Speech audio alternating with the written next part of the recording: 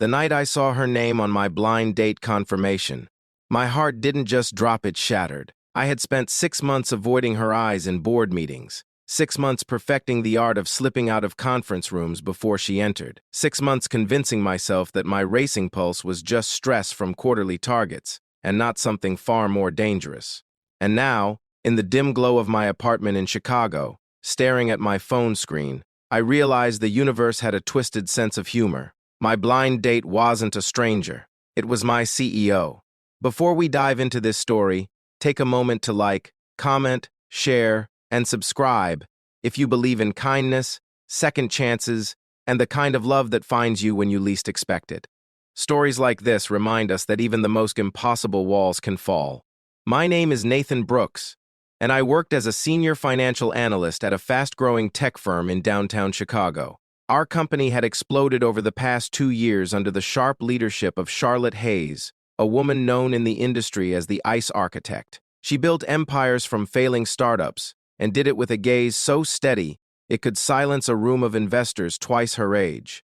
She was brilliant, disciplined, intimidating, and devastatingly human when she thought no one was watching. The first time I saw her vulnerability was during a late winter evening. I had stayed late to finish a projection model before a major acquisition. Snow pressed against the office windows like quiet applause. When I walked past the glass-walled conference room, I saw Charlotte sitting alone at the long mahogany table, staring at her father's old fountain pen.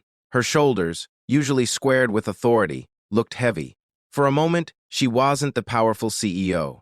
She was just a daughter carrying expectations that weighed more than any corporate merger. That image stayed with me. It also became the reason I started avoiding her, because once you see your boss as human, once you notice the slight tremor in her breath after a difficult call, or the way she presses her lips together before delivering layoffs, it becomes dangerous. You begin to care, and caring, in a corporate hierarchy, is risky. I had worked too hard to get here. Growing up in Detroit, raised by a single mother who worked double shifts at a diner, I promised myself stability. I promised myself I would never gamble my career on feelings, especially not feelings directed at the most powerful woman in the building. So when my best friend Marcus insisted I sign up for a blind date to stop living like a spreadsheet, I agreed reluctantly. He told me the woman was accomplished, intelligent, and definitely not from your office. I didn't ask more questions. I just showed up. The restaurant was a quiet place overlooking Lake Michigan, all candlelight and polished wood. I arrived early, palms sweating, rehearsing polite small talk in my head. I told myself this was a fresh start, a clean slate. Then the door opened. Charlotte Hayes walked in wearing a deep blue coat, her hair loose around her shoulders instead of pulled into the severe bun she wore at work. For a split second, she didn't see me. She scanned the room with a cautious softness I had never witnessed during shareholder meetings. When her eyes met mine, time folded in on itself. There are moments in life when the air changes density. That was one of them. The restaurant noise dulled.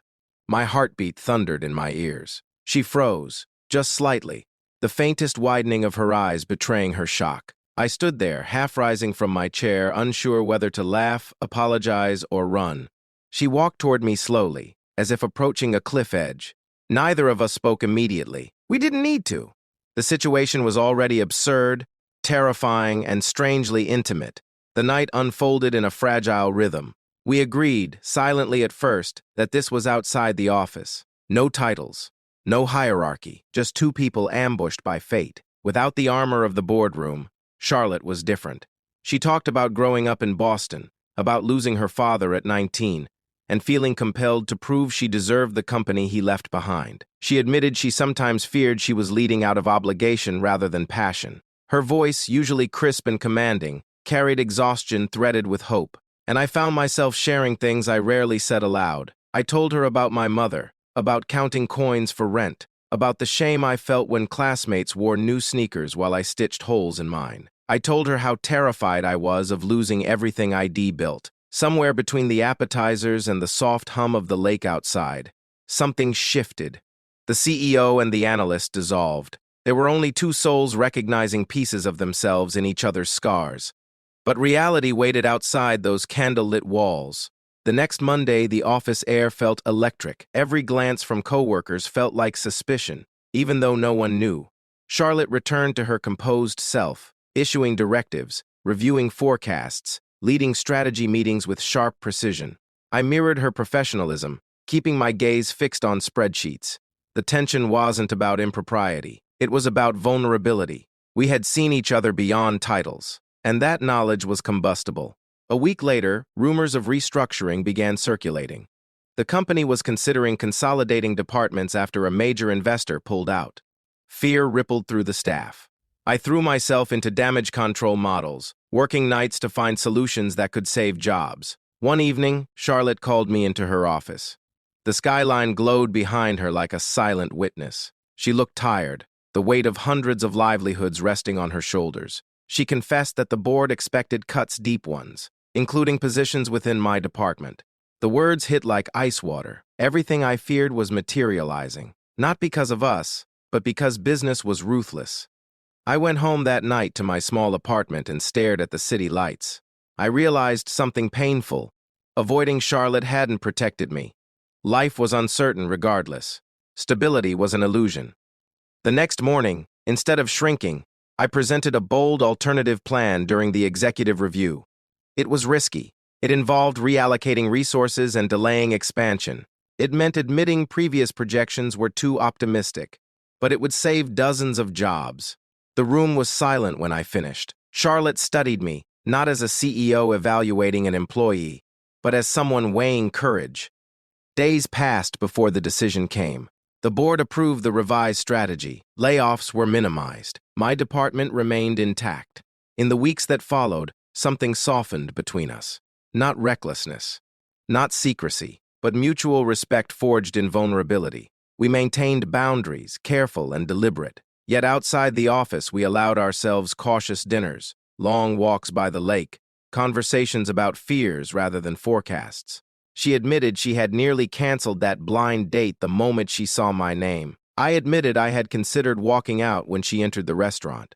We both laughed at the irony of trying so hard to avoid what we secretly hoped for. What changed everything wasn't the date. It wasn't even the corporate victory. It was the realization that strength doesn't come from emotional distance. It comes from choosing to stand beside someone, even when the power dynamics are complicated and the stakes are high. Months later, Charlotte stepped down as CEO, transitioning to a strategic advisory role to reduce conflict of interest and reclaim parts of her life she had postponed for years. The company remained strong.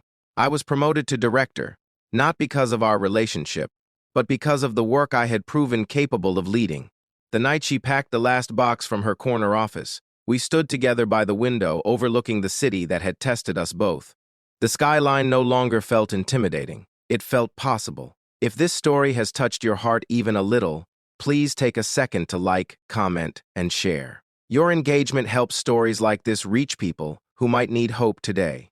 And before this story ends, I have a special request. Comment the word courage if you believe some risks are worth taking when they come from the heart. Because here's what I learned.